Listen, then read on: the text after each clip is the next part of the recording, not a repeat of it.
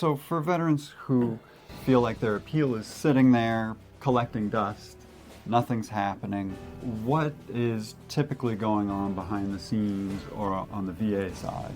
Well, it sort of depends on which of the appeal paths you take.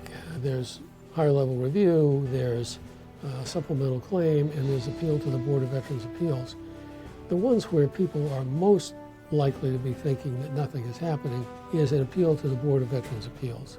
And that's quite understandable. What has happened in the last couple of years, the VA has put an enormous amount of their appeal resources into cleaning up the old legacy claims. Welcome to the Victory Over VA podcast, a podcast about empowering veterans to overcome denied disability claims. Each week, we deliver critical insights to help you understand the disability process, veterans' benefits, and how to take control of your legal rights. Now here's your host, Attorney Francis Jackson.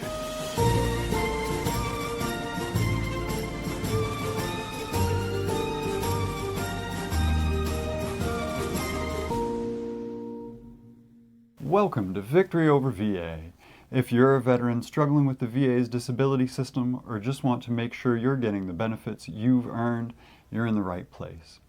Don't forget to hit subscribe so you never miss an update that could change your life. I'm Kristian Terison, here with renowned veterans disability attorney Francis Jackson of Jackson and MacNichol. Jack has dedicated his career to helping veterans like you win the benefits you deserve, recovering millions of dollars for thousands of heroes. This podcast isn't just for veterans navigating the system, though. It's for their families, their friends, and anyone else who wants to stand shoulder to shoulder with those who served. So stick around, because we're here to make sure you get the support you need. Now, today's episode is on the art of the appeal, why patience beats panic. Now, this is a perennial problem for many veterans. It is. The first reaction when that denial letter comes in the mail is often anger, panic, sometimes despondency. You want to give up. Yep. But what is the right first move? Well, the right first move is to try to clear your mind, sit down, look at the decision, and see what the VA said was missing to support your claim.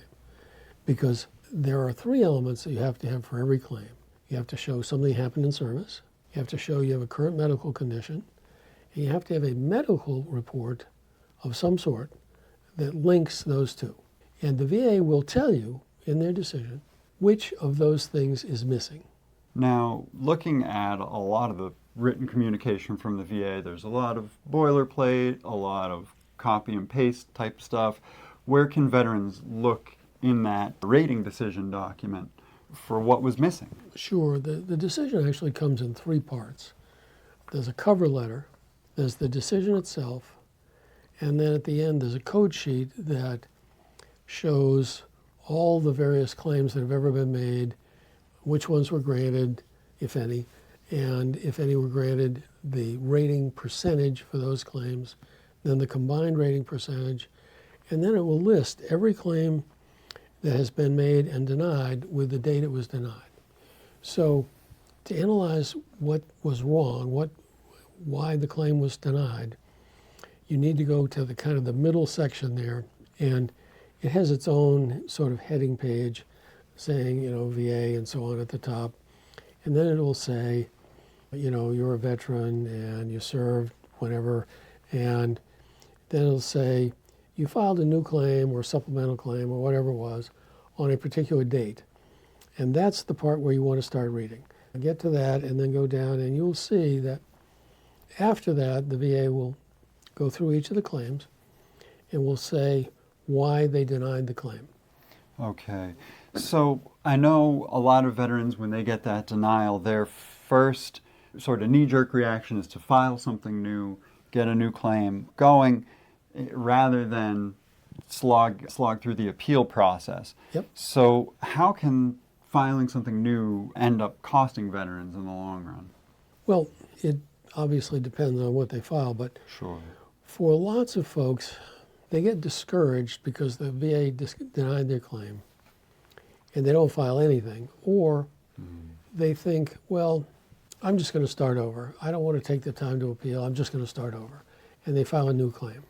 What happens in either of those scenarios is the veteran loses out on the benefits that would have accrued from the time the claim was originally filed up until the date this new claim is filed, or a new claim is filed.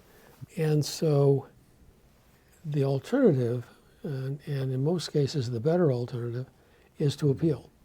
And by appealing, you keep the original effective date and move forward. Okay. Talk a little bit about the mindset difference between, the veteran who is able to stick with it and win on appeal versus one who gives up too soon. Well, think of it as trying to maximize the ultimate benefit. It's like investing in your 401k. It means giving up a little something now, but if you give that up now, then you have the money later.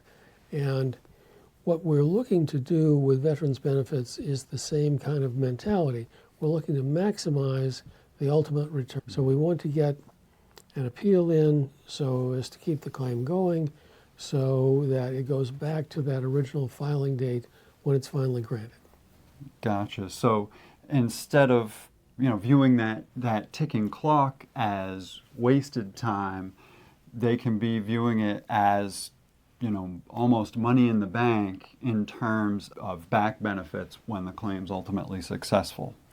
That's right, because the thing about veterans claims, it's actually a very forgiving system if you understand it.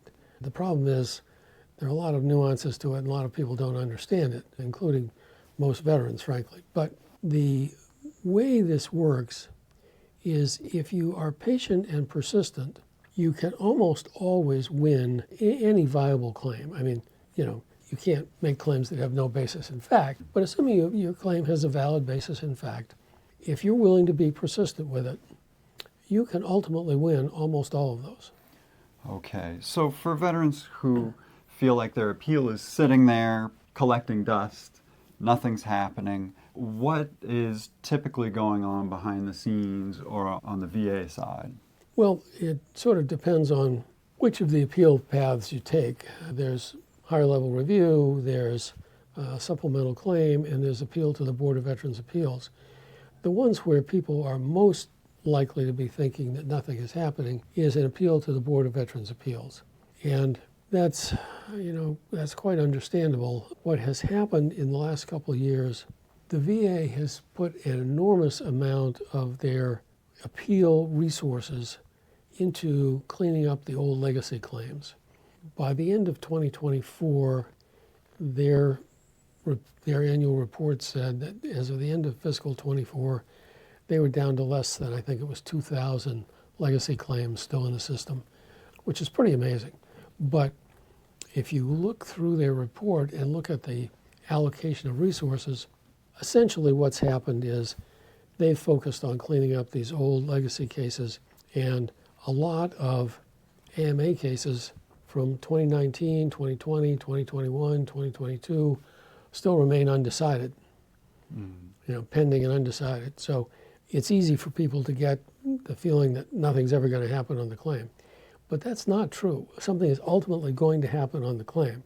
The sad part is that we're at a point in time where I think for the next, it's hard to guess, but next year, 2 years, 3 maybe at the worst, there's this big bulge of early AMA cases that they're just not getting to. And so people are rightly believing that nothing's happening because nothing's happening. They're just kind of sitting, waiting their turn. But the good news is that VA has almost completely cleaned up the legacy claims, and they will be turning their full resources at the board level toward AMA claims, and you'll see more movement. But for those who qualify, there are 3 ways that you can get your claim advanced on the docket at the board level. One way, and I hope it will never happen to any of our listeners, is to develop a terminal illness. The VA will expedite claims if you have a terminal illness. I hope that doesn't happen, but it's one way to get your claim advanced. Second way to get your claim advanced is if your finances are so bad that you have to file bankruptcy.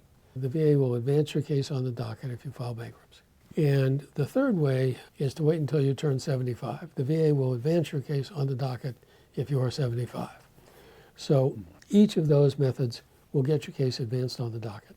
If you have a case from 2019, maybe 2020, there is a chance that you might be able to get the court to order it advanced on the docket if it's been 4 or 5 years now. The outer limit that the court will tolerate has not really been established, but looks like it's around the 5-year mark. So, it's not a way to get a quick result. There are some exceptional cases where the court has ordered the VA to move more rapidly, but those are very, very special circumstances. I don't want to get people's hopes up that there are quick ways to make cases move through the appeal process, because the truth is there are not. Every once in a while, lightning will strike, the court will do something, an inquiry from a senator or a letter to the president will occasionally get some reaction. But I can't stress strongly enough that mostly you have to wait your turn. Okay. We hear from a lot of veterans, and sometimes we'll hear VSOs filing supplemental claims again and again and again after a negative result, whether that's a denial or what have you. How can that backfire if it's not done strategically? Well, all appeals should be done strategically, but in the particular instance you're talking about, here's what you run into. Once you've had an initial decision, you have 3 options. You can do higher level review, you can do supplemental appeal, or you can supplemental claim, or you can appeal to the board. The problem with supplemental claim is you have to have new and relevant evidence every time you file. Now, for a while, we thought you might be able to actually kind of do an end run around that by filing a supplemental claim without having new and relevant evidence, and then getting new and relevant evidence and submitting it later on. But we just got a decision from the court this past year, I don't remember the date, where the court said, no, if you appeal a denial of action by the VA based on a lack of new and relevant evidence, all that gets reviewed on appeal is whether there was new and relevant evidence. So you can't kind of squeeze into the merits that way. So essentially, the bottom line comes down to this. If your claim was denied because there was some lack of evidence that the VA relies on to make the denial, you can go back one time with new and relevant evidence. But typically, if you want to win, you need to put in all the new and relevant evidence. And so if it's denied again on the supplemental claim, you usually don't have any new and relevant evidence to submit to file another supplemental claim. So at that point, you're really at the point where you have to appeal to the board, and we know it's slow, everybody knows it's slow, it's painfully slow, but that's how you win. So at this point in your career, you've handled thousands of appeals. Are there any that stick with you because the veterans' patience truly paid off? Yeah, we represented one gentleman who went into the service and had terrible anxiety and was discharged early because he really just couldn't function with the anxiety. And so we filed a new claim for him, got him benefits, but we also filed a claim for clear and unmistakable error. And the acronym for that is CUE. And the thing about CUE is they're very hard to win.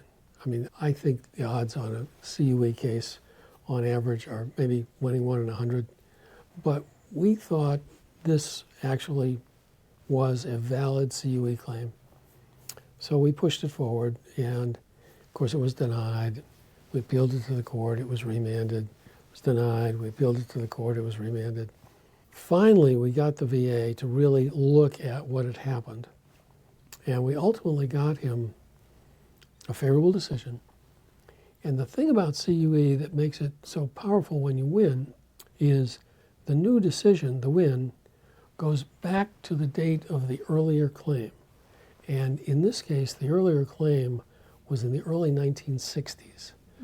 So he ultimately got over $500,000 in back benefits, which was a wonderful thing, but it's only because he was willing to be patient and stick with it. You know, it took years and years to go through that whole sequence of claim and denial and appeal and remand, and new evaluation, denial, new appeal, new remand. You know, it takes a long time, but it worked, and he got a lot of money. Another thing I hear from some veterans is that they worry that if they push back and appeal, that their benefits will be reduced or eliminated. How common is that when a veteran undertakes an appeal? It's not common. It does happen occasionally. It's certainly less than 10% of the time. I would say it's less than 5% of the time in my experience. So 1 chance in 20 or less, I think, is the likelihood of that happening. But the important part, the thing to know about when VA attempts to reduce benefits is that most of the time, if you hold their feet to the fire and make them comply with the regulations, they can't do it. They simply can't make the reduction stick. So what happens is, and we've done so many cases that we've seen a number of these now where VA will send a letter saying, we're proposing to reduce your benefits, and you have 30 days to ask for a hearing.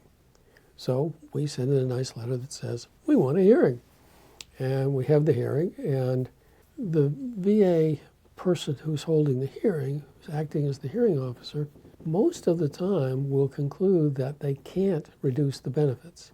There are a whole bunch of VA regulations, and different ones depend on how long you've had the rating, and there are a lot of nuances that we really don't have time to go through here. But the important point is that if you object to the reduction and request a hearing, most of the time they will fail in the reduction. It will not go through.